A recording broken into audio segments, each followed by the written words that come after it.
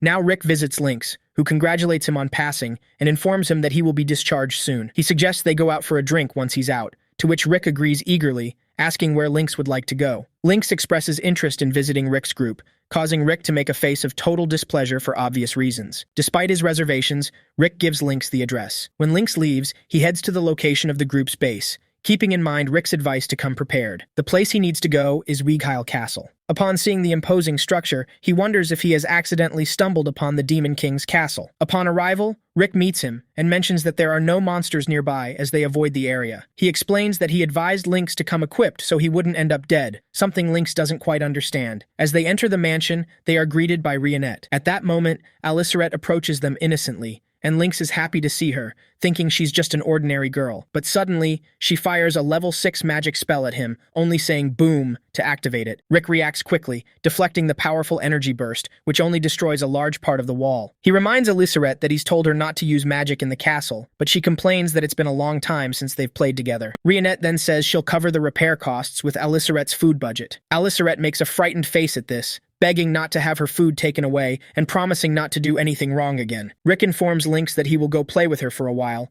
as otherwise, she will do it again. Lynx is taken to a waiting room, impressed by the extensive size of the place. Looking out the window, he sees another group member and heads outside to meet Mazette. Out of nowhere, Mazette has Lynx try out one of his prototypes, which is essentially a rocket launcher. Not understanding anything, Lynx gathers his magic into the weapon and pulls the trigger, firing a missile that explodes violently upon hitting the target. This terrifies him, thinking that if these weapons were mass-produced, wars would change forever. Back at the mansion, Lynx accidentally sees Broston in a library, who recognizes him as Rick's friend and invites him in. Broston explains that these are his private quarters and library, and being surrounded by books calms him. He has read most of them, though he has been reading less lately because he is training Rick. Lynx is very interested in the fact that Broston trained Rick, asking for a lesson. Broston likes the look in Lynx's eyes, seeing the same light as in Rick's, and agrees to train him. Shortly after, Mazette tells Rick that he saw Broston and his friend heading into the forest. Rick freaks out, not understanding how Lynx could be so reckless. The next thing we see is Lynx falling off a cliff with weights tied to his feet. Clearly understanding that this is his end, he bids farewell to his wife, daughter, and family. However,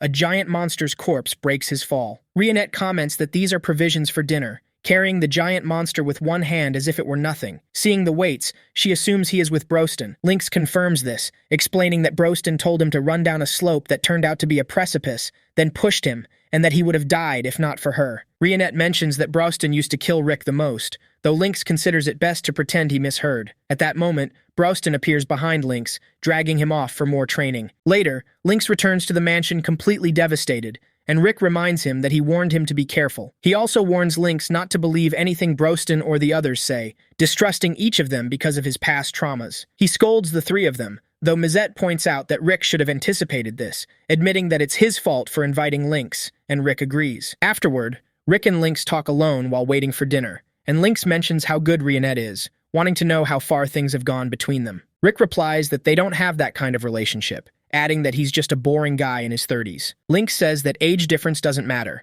as his wife and he have a 20-year age difference. He advises that it's all about timing, and when feelings align, everything else happens naturally. At dinner, several group members ask Rionette for more food and drinks, so she leaves to fetch them. Lynx whispers to Rick that this is what he meant by being timely.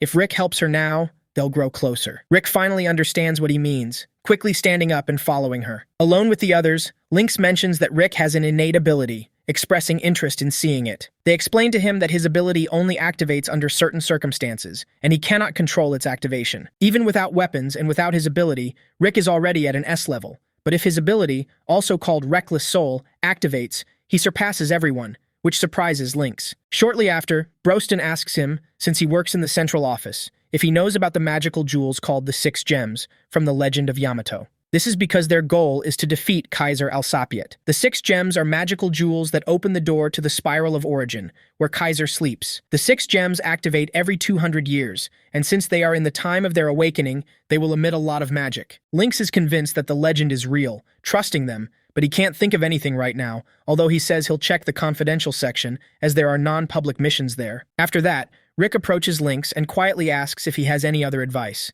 He mentions that Rionette is good at everything, and he couldn't find his opportunity to help her, feeling bad about it. On a new day, Rick, Broston, and Alya-san go to the guild to take on a level 82 mission, but the clerk doesn't want to give them the job. While they discuss it, an employee named Ray Lucas expresses her strong interest in achieving success by defeating monsters, having an adventurous vision. She looks over at them, noticing that it's a very unusual group consisting of an orc, a child, and a common man. Rick checks that they need 2 A-level or higher members in a group of 4 or more, so with one more person, they can meet the requirements to take on the job. Broston praises Rick's knowledge, noting that he used to work as a receptionist, and sets out to find someone to complete their group. The guild clerk quickly approaches Ray, reminding her of her interest in a challenging mission and inviting her to join them. She looks at them calmly, referring to Broston as a talking orc. Her boss asks if she wants to die, pointing out that this man is a first-rate and legendary adventurer. In the end, Ray agrees, and after introducing herself, is confident about helping them. On the way, she asks if they are looking for something. Rick responds that they are, specifically a magic stone, as a friend mentioned it might be here. Ray assures them that she can handle any monster they encounter, stating that she is currently at level F, but will soon reach level A. She then asks Rick what level he is, to which he replies that he was just promoted to level F. Hearing this, Ray assumes he's an old man who became an adventurer late in life and doesn't want to end up like him. At that moment, Alya-san points to a source of light in the distance, which is where they need to go. Meanwhile, back at the base, Rionette and Mazette stay behind. Mazette uses a device to blow air at her dress, intending to lift her clothes and peek. But in a blink, Rionette appears behind him, and after realizing his plan, she subtly destroys the device. Back with the others, they calmly observe a wyvern, believing the nest is nearby. In contrast, Ray is quite scared of the monster, aware that it is at a high level. Not knowing how strong her group is, she hides and worries for them. Broston approaches the wyvern and delivers a powerful punch, creating a wave of destruction. Ray is shocked to see this and approaches to ask what he's doing, warning that it will attract other monsters. He clarifies that he only knocked it out to avoid such a problem. Not understanding what he means, Ray starts complaining, terrified and not wanting to die. Broston ignores her and calls Rick, who takes Ray out of the forest. A few seconds later, a wyvern crashes near them. As it turns out, Broston is sending them flying with his punches. Meanwhile, Alya-san incinerates them with her powerful fire magic, quickly moves Ray out of the way of an attack as a red wyvern appears before them. She is more than terrified, realizing that it is now a dragon and that even an A-level adventurer would struggle in this situation. Rick tells her to run when she can, as he wants to test something, but seeing him advance fearlessly towards the monster, she gains courage and refuses to leave. She explains that even if it's temporary, they are a team, and that Yamato would never abandon his allies. Rick likes this, agreeing with her words, and asks her to cover his back in the battle. Motivated by determination, Ray begins to cast a spell as the red wyvern charges at them. But to her surprise, Rick delivers a punch so powerful that it pulverizes the wyvern's head, killing it with a single blow. He feels proud, having proven that he is indeed strong. Ray asks why he told her to run and why he wanted her to cover his back, still in shock from what she saw.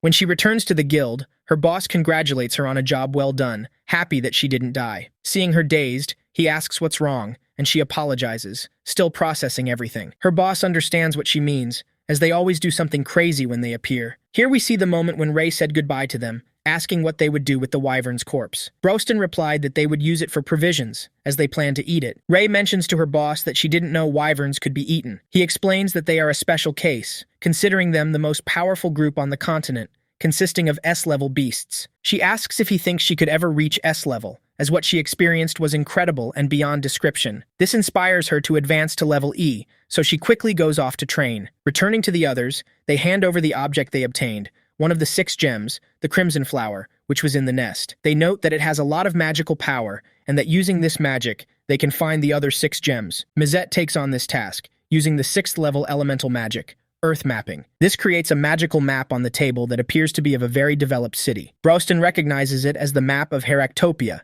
known for its Colosseum and combat arts. They see that the next gem they need to find is marked there. In a scene change, we briefly see an unknown warrior easily defeating her opponent in the Colosseum. And that's all for now. If you liked it, please subscribe to support the channel and comment the word gems to show that you stayed until the end, as not many people usually do.